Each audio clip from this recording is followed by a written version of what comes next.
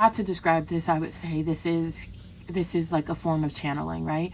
It's the same as when you use tarot cards or anything like that. Well, it's a little bit different than tarot cards because this doesn't have like a book or, you know, anything like that.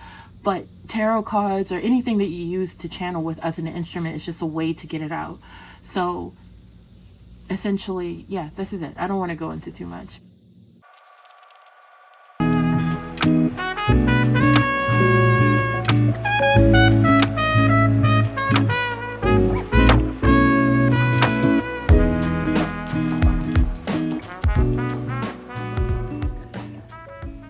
Okay, so I'm going to explain this.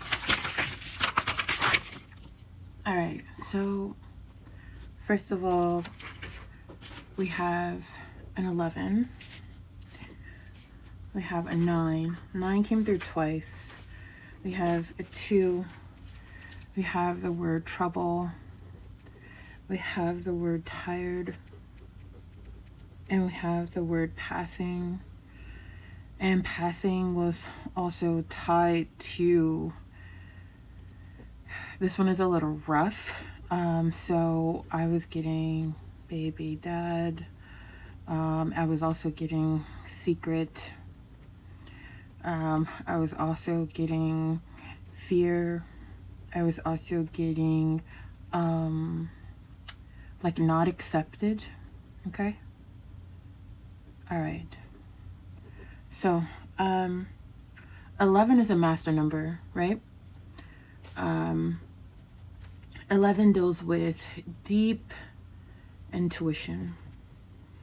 11 deals with someone that is very much connected to their intuition. 11 deals with someone that truly is what we would call like a psychic, right? So you could see this number all the time. You may be an 11 life path. You may have been born on 11/11. But in this scenario, in this case, this reading is all dealing with feminine energy. And what this is telling me is that some of you are ignoring that feminine energy, especially like when you see it right here next to this thing that kind of looks like a flower. It's this part of yourself that you don't trust, and Spirit is letting you know that you should trust it. That like that's your gift from the universe. That is your gift.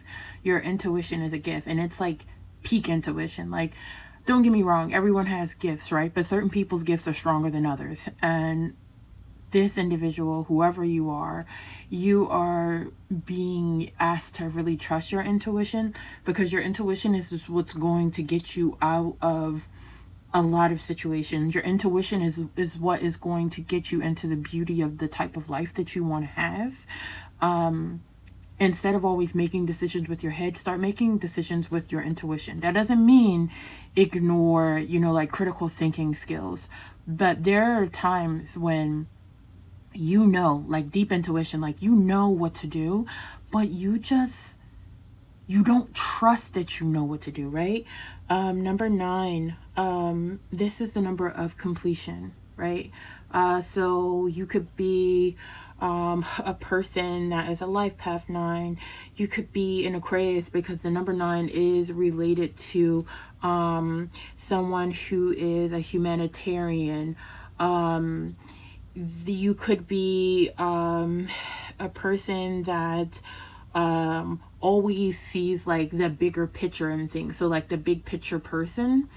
You could be someone that is really about universal love. So for instance, romantic love may not be an important part of your life. It doesn't mean that you don't want romantic love. It just means that you don't measure it at like you don't measure it as like a specific type of importance in your life. For instance, like you think that familial love, love from your family, love from your friends, love from your community is just as important as romantic love. This number is here to remind you that, and it came up twice, is here to remind you to not give up on that, because you may be a very sensitive person. You can see all of the things that are happening all around you in the world, and from a humanitarian perspective, it may feel like, God, the world is drowning. Like, what is going on in the world? Like, people don't care for people. People are insensitive. People are rude. People don't care for the planet. And you are the type of person that this world needs. And if you lose your spark, then the world will go dark at some point. And it's not to put pressure on you. It's just to let you know that your optimism, your light is critically important for this world. You are needed. Your energy is like life, you know? Number 2, this number is dealing with harmony. It's dealing with duality. It's dealing with balance. It's dealing with empathy. And in this instance, there is a part of you that is also dealing with indecisiveness, right? You when you are not in balance with yourself, you are completely indecisive about everything in your life. Like, maybe you even want someone to like choose the flavor of ice cream. Like, you don't even feel like you're capable of making your own decisions, but you are. Like, your strength comes from your divine feminine energy. Like, it's like it's seated in you, if that makes any sense. Like, imagine you are sitting down on the ground, like with your legs crossed, crisscross applesauce, and imagine like there's this anchor that's holding you down. This is your power. Like, your power comes from your root. But when you feel as though like you cannot trust yourself, you feel off balance, you feel like you can't make any decisions, you're indecisive, you don't trust yourself, you second guess your, like, if you should do things. Like, let's say normally you're a sure person, right? You're sure in what you want to do. You're sure in the steps that you want to take in your life. But then maybe there's an event or something that occurs, or maybe you lose confidence in yourself and in your ability to make your own decisions. It could have been an event where you were in a committed relationship and you felt good in this relationship and you felt empowered in this relationship, and then you found out that someone cheated on you. You found out that someone lied to you. You could have even found out something like your foundation was rocked, such as like you maybe were adopted, but you didn't know you were adopted, and somehow you found out, and it wasn't through your adoptive parents telling you. You found out that you were adopted, and that shook you to your core. And now you feel as though like, how can I continue to move in this world and I don't feel like I have stability? I don't feel like I'm grounded in the way that I used to be. You are an extremely grounded person. You could be a Virgo. You could be a Libra as well. I'm getting also a little bit of a Taurus as well, but definitely Virgo energy and most definitely Libra energy. This trouble, right? This trouble is coming from this, I know you guys really can't tell, but I can see it here. It's this image, right? It's this image of being tired in the middle right here. And this energy is also like, I'm tired, but I feel like if I stop moving, then all of the problems in life, everything will come crashing down on me. Like, this will bring nothing but misery and trouble to my life. You, like, I'm hearing like, you don't know what I'm going through. You don't know my story. You just can't tell me that I can't do this, like I can't work like this, or I can't, or I'm not supposed to be doing these things that I'm doing. And if you're listening to this, you know what I'm talking about. And you're like, I don't want any judgment because you don't know my life, and it's hard, and the Spirit is telling you that this way that you're thinking, this way that you're going on, is only going to lead you into more trouble. It is only going to lead you into more trouble. It's not going to do anything for you. It's not going to help you. It's only going to catapult you into more trouble. And then you're going to be stuck in this cycle. You're going to be stuck in this loop right here, just like this. You're going to be stuck in this loop, and you're going to be looking for a way out, but you've trapped yourself. You trap yourself in this loop. So, I mean, you can continue on doing what you're doing, but I'm telling you now, don't use that as an excuse. Don't use it as an excuse. And I'm not going to expand on this because you know what I'm talking about if you're listening to me. And you're tired. Quite honestly, you're tired of living like this. You're tired of doing this. You know that you are, I'm not even going to say better than this, but you know that you are capable of way more than this. You know. And so Spirit is advising you to really dig into yourself, spend time with yourself, spend time with your ancestors, pray, set intention. And I know you think like, oh, I've been trying. Do it again. Do it again. And the last part right here, this part, oh, I'm sorry, I forgot to do 73 as well.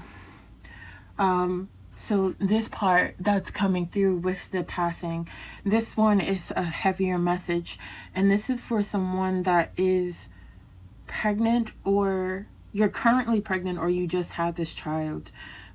This child, the father is some type of secret surrounding it. So the father, for some of you, has passed away, and his family does not know that he has a child. And you are worried that if you get in contact with this family and tell them that they are going to reject you because of the circumstances of how you met this person. This family does not know about you at all, but I'm telling you that they won't reject you, and they especially won't reject this child. This person could have even, this person can even, if this person is still living, this person is married. And you are debating whether or not you should say something, like tell this person that is married that you're having their child, or that you had their child, and you're scared of what the outcome is going to be, because you're scared of rejection, not for yourself but for the child. And some of you, you're just lost, like you feel like you don't know what to do in this situation. For those of you who the father has passed, tell the family. For those of you with the fathers that are still alive, but maybe this person is married, you can tell the person, but there is no guarantee that this person is going to want to be a part of that child's life. So I would say, you know, this is not Spirit telling me to say this part, but I would say, adjust your expectations, right? If you have any expectations, because it could go either way. But you are being advised to tell this person, if this person, there is a chance that if this person does not immediately, you know, if they don't give you, there's a chance that this person could come into the child's life later on, like around 2 to 3 years old or something like that. This person may like file for a divorce, or they may get a separation or something like that because of this reason. That like they're going to eventually tell their partner what they did, that they had a baby outside of the marriage, and then later on they're going to end up having a relationship with this child. If that does happen, I would encourage you to not have a relationship with a person, but like outside, like not a romantic relationship, but like a parentship, right? Because this person is going to be a wonderful father to this child, regardless of the past situation and how that child ended up getting here. So just be open to that. I would definitely suggest that.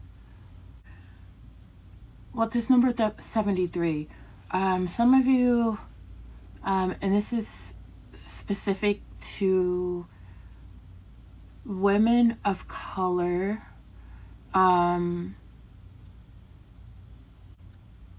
I say women of color, this could include indigenous women, black women, women of Latina descent, that is coming through as like someone that wants to really get in touch with like their roots, right? So maybe you're a person that found out that you are from a particular tribe or a particular ethnic group that has like certain practices or something like. So you may be wanting to start some type of spiritual community. It could be, I know you guys can't see this here, but it could be connected to some type of place, not a particular place, but some place where you can have this like I want to say retreat, but it's not a retreat because, well, I guess it could be a retreat, but this place is permanent. It's not like, oh, you come here, like, you know how sometimes people have retreats at like a hotel or something like that, like they book out a resort. Like, no, this is like a permanent settlement place, right? This is a place that you are creating, and this is a place where people can come and learn about spirituality, where they can come and learn to find community. They can find connection here. Like this is like a permanent place where people can come, and you will most likely live at this place yourself, if you want. Some of you will live at this place, and this place is going to definitely be like along like water. There's going to be water somewhere. I don't know if it's going to be, I don't think it's going to be near an ocean at all, because when I'm seeing the water is like very close. The water is like a couple of feet away from like this building cabinet looking place, and so like let's say that this is the building right here, and then this is the water, and then this is some grass, right? So it's not like a far walk to get there. And this is like the main building, but there are buildings like around it. Like you're going to build these buildings around it, but this would be the main building. And you'll have like different types of things in each of these buildings. I don't know if it's going to be like healing sessions, or one of these places is going to be a place where you can eat, and another place is going to be like a place where you have like sweating sessions, or I don't, it's like different types of things that you want to do, that you want to practice, and they're going to be there. But you are definitely being encouraged to do this. You could be in your mid 30s or older, but I'm definitely getting like at least 32 years old. You may be younger and you may be thinking about this, but I'm definitely getting that this is more so someone that is like 32 years old that is really considering this. Maybe you even like, you're not looking at property necessarily, but you're like maybe scouting locations online or something like that. Maybe you have a Pinterest board or a Notion board, or I don't know, you have something where you're thinking about doing this. Okay. So that's it. This is the breakdown of this. But I catch you guys on the next one. Bye.